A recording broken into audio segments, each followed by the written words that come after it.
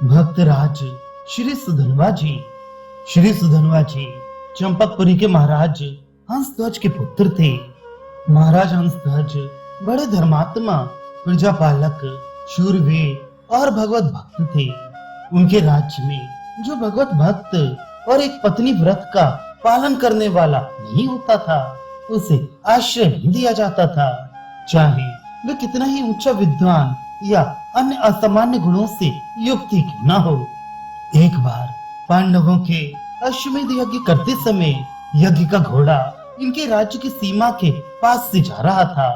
महाराज ने उसे देखा और सोचने लगे, मैं वृद्ध हो गया, पर अभी तक भगवान श्री कृष्ण के दर्शनों का सौभाग्य प्राप्त नहीं हुआ।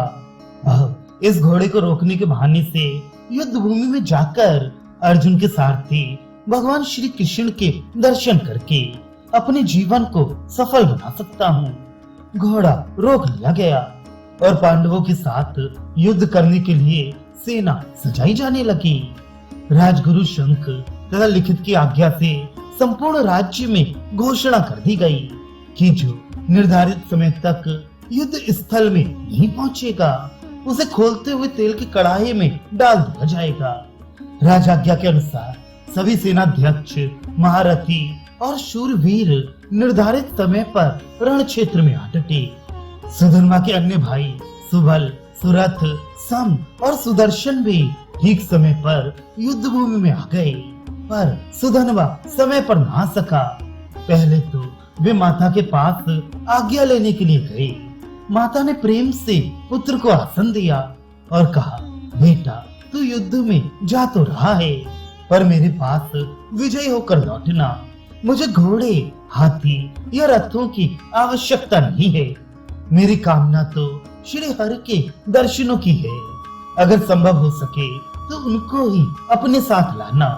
उनके पराक्रम को देखकर डर मत जाना, क्योंकि उन पुरुषोत्तम के सम्मुख अगर तू वीर गति को प्राप्त करेगा तो तेरी 21 पीढ़ियां तर जाएंगी। इस प्रकार माता के पास से आज्ञा लेकर राजकुमार बहन कुबला के पास आए। वहां से अंतःपुर में अपनी रानी प्रभावती के पास गए। वे पहले से ही आरती सजाकर उनके आने की प्रतीक्षा कर रही थी। पतिपरायणा एवं परम साध्वी प्रभावती से आज्ञा लेकर जब वे रणभूमि में आए तो निर्धारित समय पर न आने के कारण उनके लिए खौलता हुआ तेल का कड़हा तैयार था।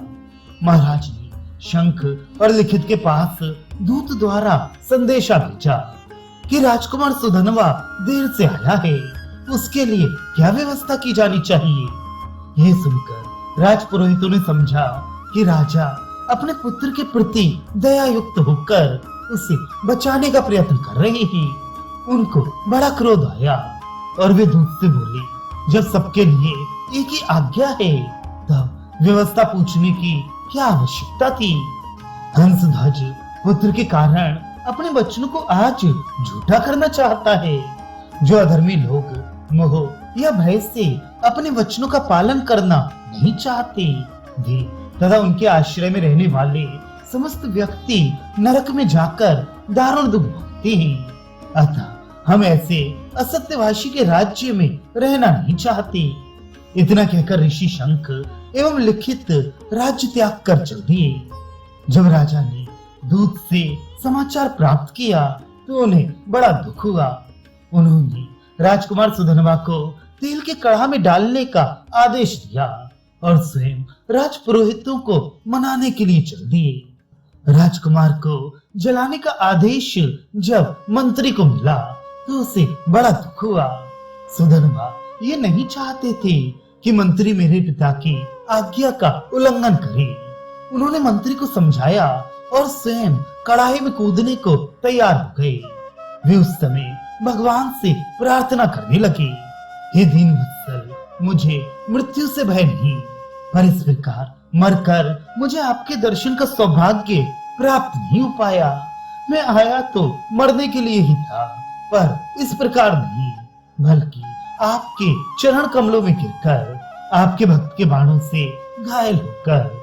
इस प्रकार एकमात्र भगवान के दर्शन की अभिलाषा अपने मन में लेकर उन्हीं का स्मरण एवं नामोच्चारण करते हुए सुधनवा कढ़ा के खौलते हुए तेल में कूद पड़े, पर अग्नि उनके लिए शीतल हो गई थी। देखने वालों को लगा मानो वे तेल पर तैर रही हैं। उनका एक रोम भी झुलसने ना पाया। इस आश्चर्य को सुनकर राजा सहित राजपुरोहित भी वहां आ गए। राजकुमार को इस प्रकार से जलते हुए तेल के कढ़ा में भी अदग्ध देखकर शंख को संदेह हुआ, अवश्य इसमें कोई चाल है, अन्यथा जलते कढ़ा में राजकुमार का शरीर ज्यों का त्यों कैसे रहता। उन्होंने तेल की परीक्षा के लिए एक हरा नारियल लेकर उसे कढ़ा में डाल दिया। राजकुमार भगवत ध्यान में इतने तल्लीन थे कि उन्हें कुछ ध्यान ही न था। गरम तेल में पड़ते ही नारियल तड़ाक से फट गया और उसमें से उछले हुए 2 टुकड़े बड़े जोर से शंख और लिखित के सिर में लगे। शंख ने अन्य लोगों से पूछा, सुधनवा ने कढ़ा में कूदने से पूर्व किसी औषधि का सेवन या किसी मंत्र का जाप तो नहीं किया था? इस पर उन्होंने बतलाया कि वे केवल भगवान का ध्यान और नामोच्चारण करके कढ़ा में स्वयं ही कूद गए थे। शंख की आंखें खुल गईं। पश्चाताप की ज्वाला से उनका हृदय जलने लगा और उसी के कारण वे स्वयं भी जलते हुए कढ़ा में कूद पड़े। राजकुमार की प्रार्थना पर उनके लिए भी कढ़ा का तेल शीतल हो गया।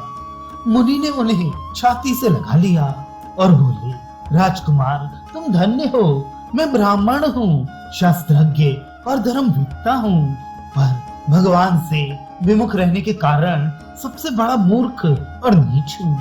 राजकुमार, आज तुमने अपने परिवार और इस असंख्य सेना के साथ मुझे भी पवित्र कर दिया। हम सभी का जीवन आज सफल हो गया। अब तुम कढ़ा से निकलो और धर्म युद्ध के लिए तैयार हो जाओ। धनुर्धारी अर्जुन को संग्राम में तुम्हारे अतिरिक्त अन्य कोई भी संतुष्ट नहीं कर सकता। मुनि के साथ सुधनवा कढ़ा से बाहर आए और युद्ध प्रारंभ हो गया। सुधनवा का ध्यान बराबर भगवान श्री कृष्ण चंद्र के चरणार बिंद में लगा हुआ था। उनके पराक्रम से चारों ओर खलबली मच गई। धृष्टकेतु, प्रद्युम्न, कृतवर्मा, सात्यकी आदि प्रधान वीर अपने अपने दलों के साथ घायल होकर पीछे लौट गए। अंत में अपनी शूरता का दर्प लिए अर्जुन सामने आया। सुधनवा को अपने प्रभु पर विश्वास था, वे उसी के सहारे लड़ रहे थे। अर्जुन जब आया और उसका रथ भगवान श्री कृष्ण से रहित दिखाई दिया तो सुधनवा ने कहा, अर्जुन, प्रत्येक युद्ध में आप विजयी होते रहे, इसका कारण आपका पराक्रम नहीं, भगवान श्री कृष्ण का आपके रथ का सारथी होना था। आज आप उनको कहाँ छोड़ आए? मुझे लगता है श्री श्याम सुंदर ने मेरे साथ युद्ध न करने की इच्छा से ही आपको त्याग दिया है। अब श्री कृष्ण से रहित आप मेरे सामने डट भी सकेंगे, इसमें भी संदेह है।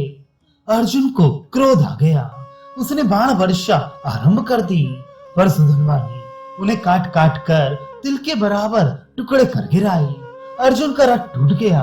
सारथी मैदान छोड़कर भाग गया और अर्जुन घायल होकर एक ओर जा गिरी। तब सुधनवा ने कहा, पार्थ, मैंने पहले ही कहा था कि तुम बिना अपने श्याम वर्ण के सारथी के इस संग्राम में सफलता प्राप्त नहीं कर सकते। देखो, तुम्हारा रथ टूट गया, सारथी भाग गया और तुम घायल हो गए। अगर अब भी अपनी विजय चाहते हो तो उन्हें श्याम सुंदर का स्मरण कर उन्हें अपनी सहायता के लिए बुलाओ। लाचार अर्जुन ने श्री कृष्ण का मन ही मन स्मरण किया कि माधव मुस्कुराते सामने आ गए और रथ को संभाल लिया। अर्जुन एवं सुधनवा दोनों ने भगवान के चरणार बिंद में प्रणाम किया।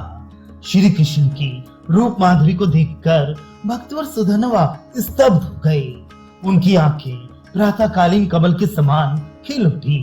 इसी समय अर्जुन ने धनुष टंकारा और सुधनवा सावधान होकर उससे बोला, धनंजय, श्री श्याम सुंदर तुम्हारी सहायता के लिए आ गए हैं। तुम्हारी विजय निश्चित है। अब तो तुम किसी न किसी प्रकार की प्रतिज्ञा करके मुझ पर विजय प्राप्त करो। अर्जुन को भगवान के भक्त की शक्ति का ध्यान न रहा। वे भुजाओं के बल एवं गांडीव के भरोसे पर प्रतिज्ञा कर बैठे। उन्होंने 3 बाण तोड़ीड़ से निकाले और कहा, अगर मैं केवल इन 3 बाणों की सहायता से ही तेरा मस्तक न काट डालूं तो मेरे पूर्वज पुण्यहीन होकर अंत काल तक नरक में गिर पड़े। ये सुनकर सुधर्मा ने भी हाथ उठाया और कहा, श्री कृष्ण साक्षी है, अगर मैं तुम्हारे 3 बाणों को काट कर जमीन पर न गिरा दूं तो मुझे घोर नरक प्राप्त हो। युद्ध आरंभ हुआ। सुधर्मा ने भगवान का स्मरण करके अभिमान रहित हो बाण चलाना प्रारंभ किया और अर्जुन ने रथ को 400 हाथ पीछे हटा दिया। श्री कृष्ण और अर्जुन दोनों घायल हुए। रथ का कुछ भाग भी नष्ट हो गया। तब श्री कृष्ण ने अर्जुन से कहा, कौन तू? ये सुधन्वा बड़ा बांका वीर है, तूने बिना मेरी सम्मति के ही ऐसी कठोर प्रतिज्ञा क्यों कर ली? क्या तुझे पता नहीं कि यह एक पत्नी वृत्ति है, अतः उसके शरीर में अपरिमित बल है। अर्जुन ने कहा, भगवान आपके रहते मेरे सामने काल भी नहीं ठहर सकता, मेरी प्रतिज्ञा अवश्य ही पूरी होगी। इतना कहकर उसने एक बाण धनुष पर चढ़ाया। श्री कृष्ण ने उस बाण पर गोवर्धन धारण का पुण्य अर्पित किया।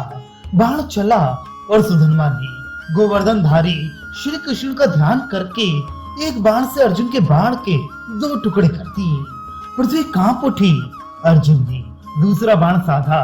श्री कृष्ण ने अपने अनंत पुण्यों का फल इस बाण के ऊपर रख दिया। अर्जुन ने बाण चला दिया और सुधन्वा ने भगवान का स्मरण करके इस बाण को भी केवल एक ही बाण से काट गिराया। अब क्या था, अर्जुन हतोत्साह हो गया। धरा डगमगा गई। देवता सुधन्वा की प्रशस्ति गा गा कर पुष्प वर्षा करने लगे। अर्जुन ने श्री कृष्ण की आज्ञा से तीसरा बाण संभाला। माधव ने उसको अपने समस्त पुण्यों का फल प्रदान किया। बाण के पिछले भाग में ब्रह्मा जी को विराजमान किया। बीच में बैठने के लिए काल को आज्ञा दी और आप स्वयं एक रूप से बाण के अग्रभाग पर आकर बैठ गए। सुधन्वा ने सब दृश्य देखा। आज उसकी आत्मा परम प्रसन्न थी। केवल मेरा उद्धार करने के लिए भगवान कैसा स्वांग रच रहे हैं। वे मन ही मन ऐसा विचार कर अर्जुन से बोले, धनंजय, श्री कृष्ण के इतने प्रयत्न करने पर भी मुझे विश्वास है कि मैं तेरे इस बाण को भी काट दूंगा। यद्यपि विजय तुम्हारी ही होगी, क्योंकि मैं अब जीवन का फल पा गया, अतः जीवित रहना नहीं चाहता हूँ। अर्जुन का बाण छूटा। सुधन्वा ने भक्त वत्सल भगवान की जय बोलकर उसकी काट छोड़ दी और देखते ही देखते एक प्रचंड घोष के साथ अर्जुन के बाण के बीच में से 2 टुकड़े हो गए। सुधन्वा की प्रतिज्ञा पूरी हुई। पांडव दल में हाहाकार मच गया, किंतु भगवान को अर्जुन की प्रतिज्ञा भी पूरी करनी थी, क्योंकि वे भी उनके लिए आत्मसमर्पण कर चुके थे। बाण कट गया था, पर उसका अगला भाग गिरा नहीं। उसने ऊपर उठकर सुधन्वा का मस्तक काट दिया। भक्तवर सुधन्वा का शरीर तो रणभूमि में गिर गया और मस्तक उड़कर भगवान के चरणारविंद में आ गया। श्री कृष्ण ने उसे उठाया अपने हाथ से। उसी समय उनके हाथ का स्पर्श पाकर उसके मुखमंडल से एक दिव्य प्रकार की ज्योत निकली और अखिल लोक नियंता नटवर नागर श्री श्याम सुंदर के शरीर में जा छिपी।